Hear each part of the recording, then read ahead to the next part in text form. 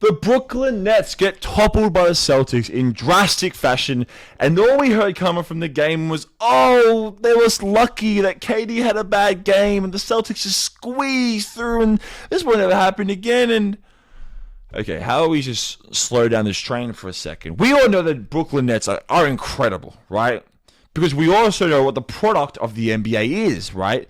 The NBA is the most superstar-driven league in the world. No sport is like it, right? You have 5 guys on the court. That means you have one player can have so much potential on how he dominates a game. You know, always involved, always a factor. So generally speaking, when you have the best player on the floor, you will win a best-of-7 series, right? That's been the consistent winning basketball formula ever since the George Mikan days, really. Have the best player, and everything kind of just sort of naturally falls into place.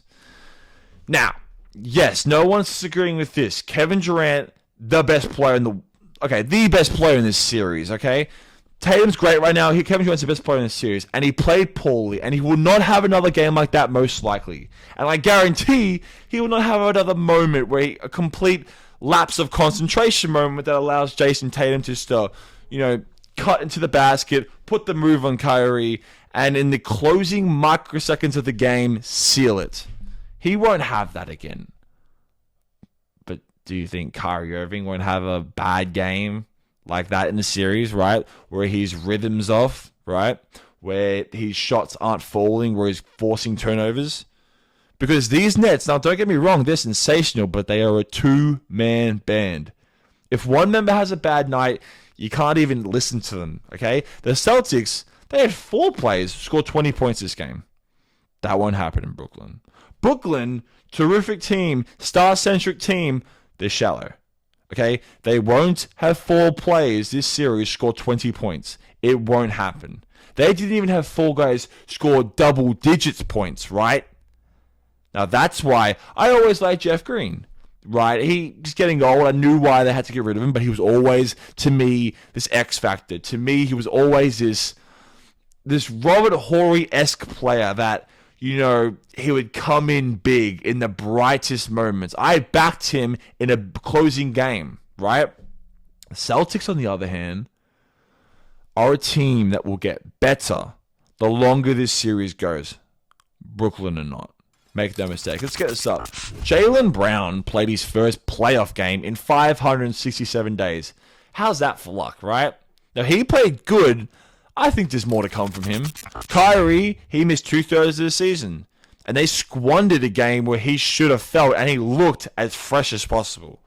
I don't know how his sabbatical this season, this weird season, is going to affect him and his teammates as his series continues.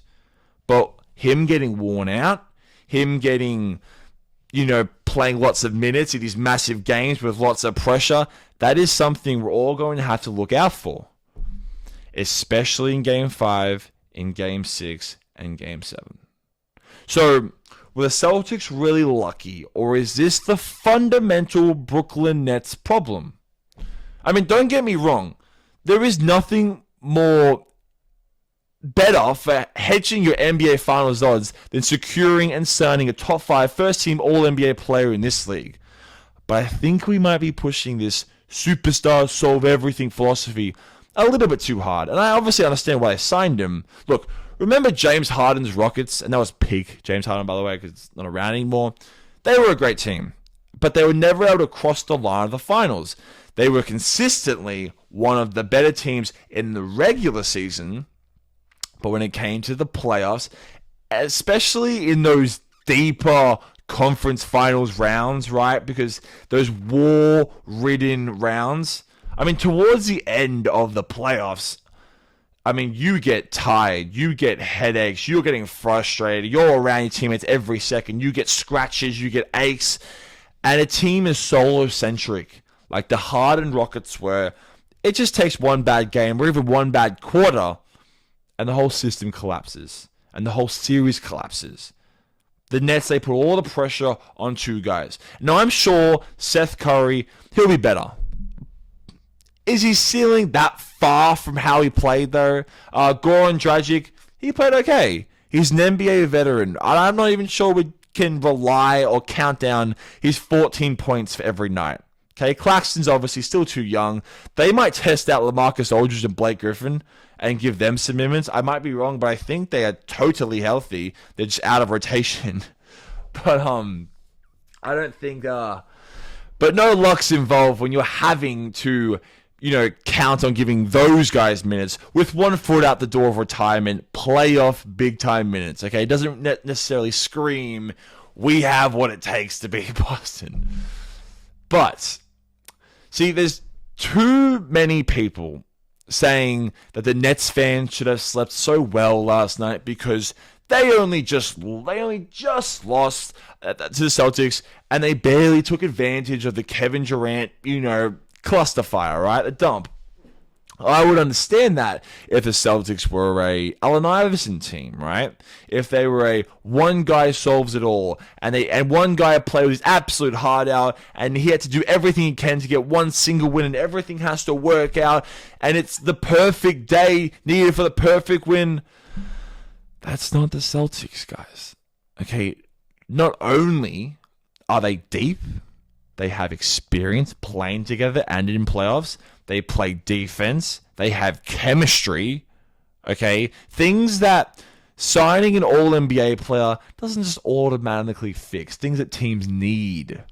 How do you think Kyrie Irving will fare with Marcus Smart in his grill every second?